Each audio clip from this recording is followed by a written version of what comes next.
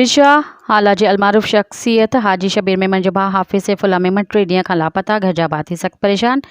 3 ॾींहं अॻु ख़ैरपुर में कंहिं दावत में शिरकत लाइ वियल ओचितो गुम थी वियो आहे, जंहिं भाउ संदसि मोबाइल नंबर बंदि आहे।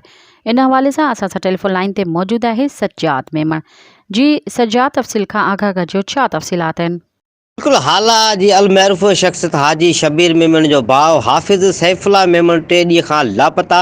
घर जा भाती जेके आहिनि सख़्त परेशान आहिनि। 3 ॾींहं अॻु ख़ैरपुर में कंहिं दावत में शिरकत लाइ वियल ओचितो गुम थी वियो आहे, जंहिं बैदि संदसि मोबाइल नंबर बि बंदि आहे। उन हवाले सां वारसनि हाला थाणे ते इतला ॾिनो आहे त हाजी शबीर मेमन जो भाउ हाफ़िज़ सैफुल्ला मेमन खे अगवा जो शक ज़ाहिर कंदे NC दाख़िल कराए छॾी आहे।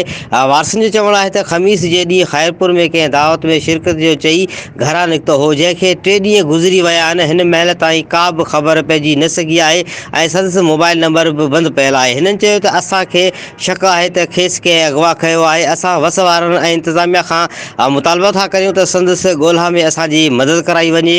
ऐं हिननि चयो आहे त असांजा घर जा भाती जेके सख़्त परेशान आहिनि, तदारत कयो वञे। जी वॾी महिरबानी तफ़सीलात खां आगाही ॾियण लाइ। मज़ीद ख़बरनि ऐं तफ़सीलात लाइ विज़िट कयो असांजी वेबसाइट www.awamiNewsHD.com ऐं ॾिसंदा रहो अवामी न्यूज़ HD।